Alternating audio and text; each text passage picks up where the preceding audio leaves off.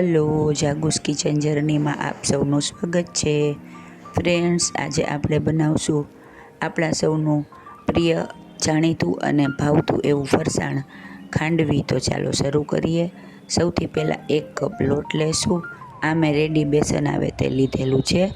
ત્યારબાદ તેમાં પિંચ જેટલી હળદર અને પિંચ જેટલી હિંગ, સ્વાદ અનુસાર મીઠું અને સ્વાદ અનુસાર ખાંડ એડ કરીશું. તમને જેટલી સુગર ગમે એટલી તમે લઈ શકો છો.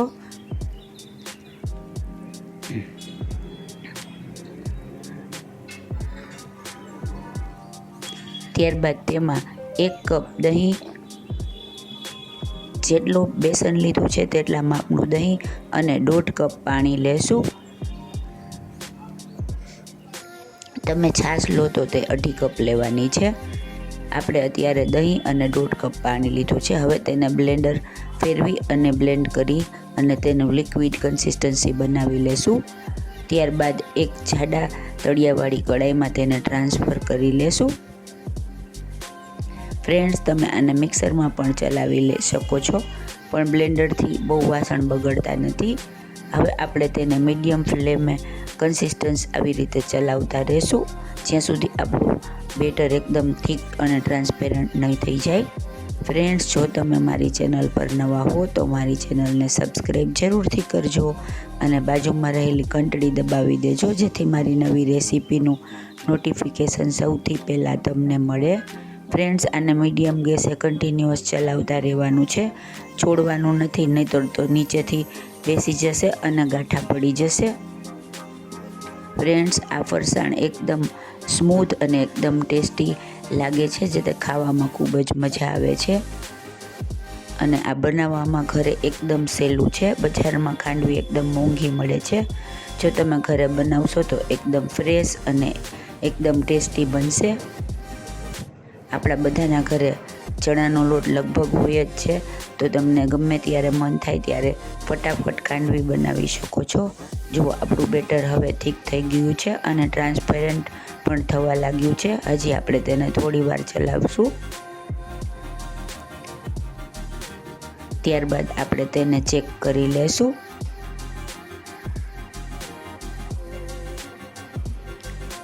ફ્રેન્ડ્સ, આ એકદમ ઇઝીલી અને એકદમ ઝડપથી બની જાય છે, તો તમે ચોક્કસથી ટ્રાય કરજો.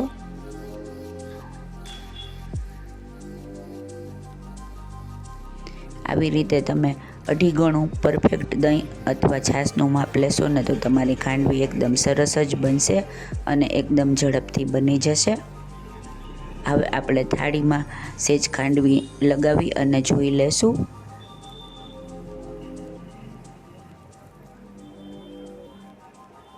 જો આવી રીતે આપણે લગાવી અને એને 2 મિનિટ ઠરવા દેશું અને પછી જોઈ લેશું. જો ઠરે પછી આપણી ખાંડવી આવી રીતે ઉખડવા લાગી છે, એટલે આપણી ખાંડવીનું બેટર તૈયાર થઈ ગયું છે. હવે મેં પ્લેટફોર્મ ઉપર ક્લીન કરી અને ક્લીન સરફેસ ઉપર આવી રીતે ખાંડવીનું બેટર રાખી અને તેને સ્પ્રેડ કરી દીધું છે. તમે થાળી ઊંધી વાળીને તેમાં પણ કરી શકો છો, પણ એમાં થોડો ટાઈમ જાય છે, તો પછી બેટર થીક થવા લાગે છે. એટલે આપણે મોટી સરફેસ ઉપર એકસાથે બધું બેટર સ્પ્રેડ કરી શકીશું. હવે આપણે તેને કાપા પાડી લેશું. ફ્રેન્ડ્સ, થાળીમાં પણ સરસ બને છે, પણ તેમાં થોડું પછી થીક થઈ જાય છે, ટાઈમ લાગે, એટલે તે બેટર થીક થવા લાગે છે. એટલે મેં અત્યારે પ્લેટફોર્મ ઉપર જ ક્લીન કરી અને ત્યાં ખાંડવીનું બેટર આવી રીતે સ્પ્રેડ કરેલ છે. હવે ઠરે એટલે આપણે તેના રોલ વાળી લેશું. આપણે બેટરને આવી રીતે ફેલાવી અને પછી ઠંડુ થવા દેવાનું છે. જુઓ, આપણા રોલ એકદમ સરસ અને ફટાફટ ઉખડવા લાગ્યા છે. ઠરશે ને એટલે રોલ એકદમ ઝડપથી અને ફટાફટ ઉખડી જશે. છે ને એકદમ ઇઝી.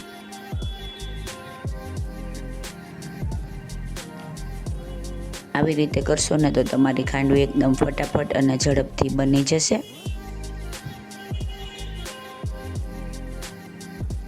જુઓ, આપણા રોલ એકદમ સરસ અને ફટાફટ વળવા લાગ્યા છે.